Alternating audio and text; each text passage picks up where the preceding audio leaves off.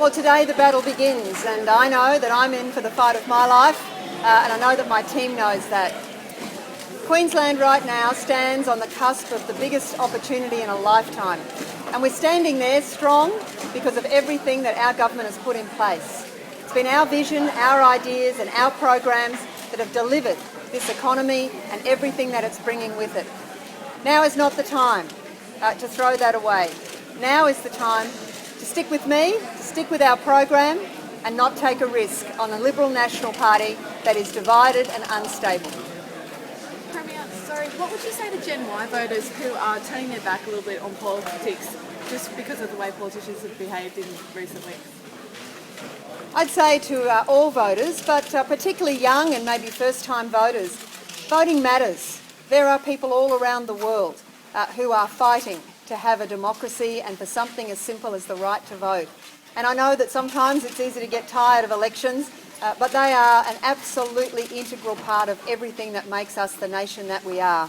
So to young and first-time voters, I'd say think carefully about your vote. Make sure you do vote. Make sure you get on the roll.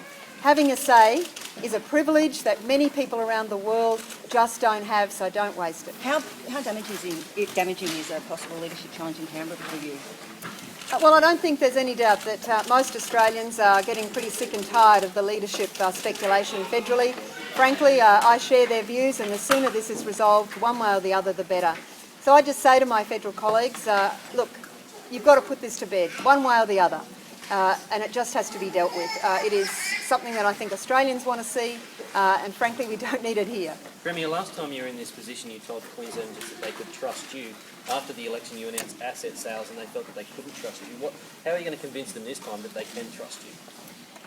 On election night 2009, I said to Queenslanders that you can count on me. And then we went into the biggest global financial crisis the world had seen, and look, we're out the other side of it with the strongest economy, or one of the strongest economies in the country. I had to make some tough decisions. I know you didn't like all of them, but they were the right ones for Queensland, even if they weren't the right ones for me politically. I said you could count on me, Queenslanders, and look where we are today. One of the strongest economies in the country, bouncing back after the worst ever disasters, a very strong place to be, the envy of Australia. Do you think voters can believe you now, though, if you're saying there'll be no more asset sales with you? I think what voters understand is that we're going into an economic opportunity that is unprecedented in our lifetime. And we're doing that because of Labor's plans and programs over the last 3 years. Sure, I took some tough decisions that people didn't like, but look what they've delivered. They've delivered us with a strong budget position, a strong economy, and an opportunity ahead of us, put in place by Labor, the likes of which we haven't seen for generations. One of your biggest problems apparently is that people have stopped listening. How are you going to get them to listen? No, don't know who that is. Knocking over the microphone is probably not a great start.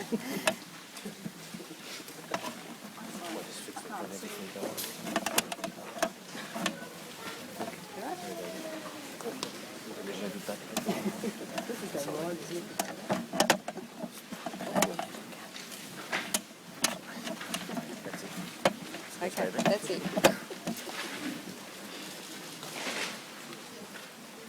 Over the next 5 weeks, we'll be in a formal election campaign. And the great thing about campaigns is they give everybody in the community a chance to hear from the leaders, to hear about our plans, and to hear from all of their candidates and teams. It also gives them a chance to really scrutinise people. And I know that people will be scrutinising me, and I know that they'll also be scrutinising my opponent, Campbell Newman. Campbell Newman still has a lot of questions to answer. The Liberal and National Party still have not told us who will their leader be if Campbell Newman doesn't win Ashgrove and they win enough seats to form a government. Look at this campaign here in Ashgrove. These people are not going to walk away from their local girl, Kate, and we know that the polls here are getting tighter and tighter.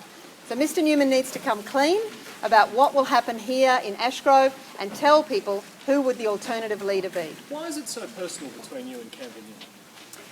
I don't think it's any more personal than it is between any other leader. You get to this point in the campaign and people look at the leaders. And we're now in a very, very tough fight. And it's going to be, I think, hotly contested. And so it should be.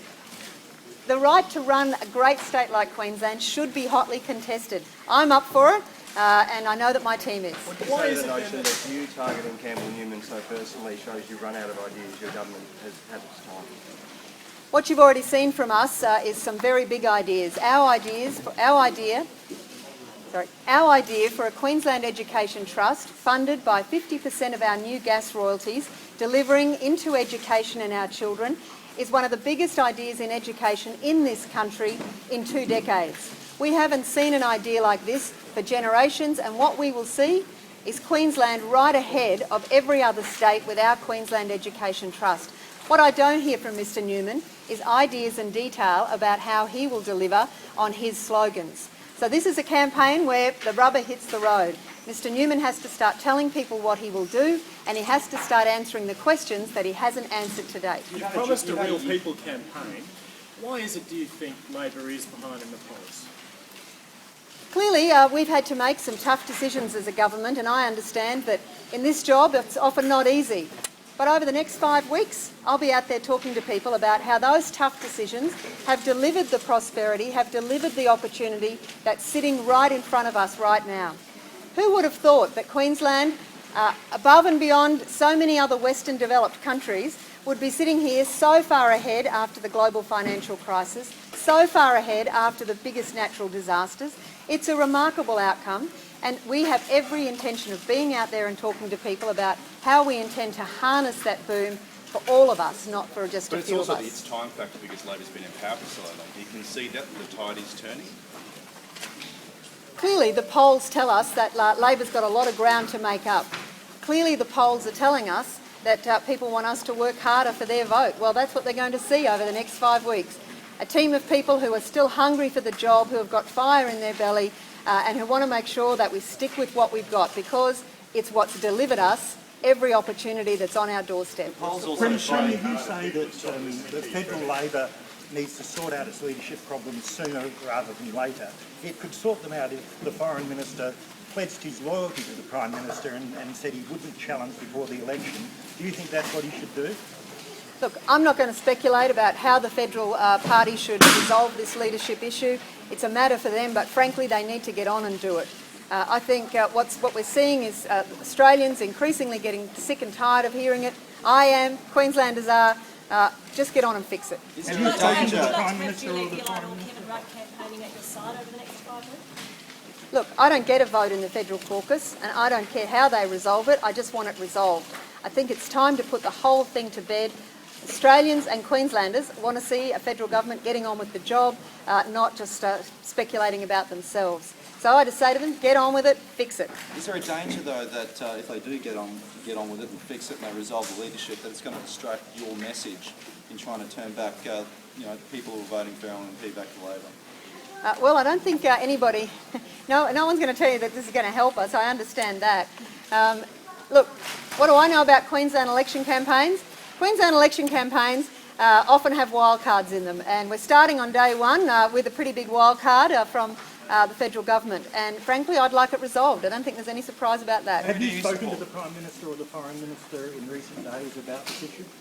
Well, I've spoken to both the Prime Minister and the Foreign Minister in recent days, but not about this issue. Saw the Foreign Minister at a big event on Friday night, and I spoke to the Prime Minister about a week ago in relation to flooding issues. Who are you backing, Rudd or Gillard? I don't have a vote. I'm not going to speculate about it, but I am going to say get it fixed. Have you got a personal opinion rather than a vote? People have stopped listening to Labor. Over the next 5 days, what we'll see is, over the next 5 weeks, what I think we'll see is people really engaging and people starting to look at the alternatives. What we know is that on the 24th of March, there will be a choice. Whether or not people think Campbell Newman is up to this job, and I think he's got a lot of questions to answer before they can finally resolve that, or whether Anna Bligh, who has led them out of the tough times and put them in a position where we now lead the country, deserves another go.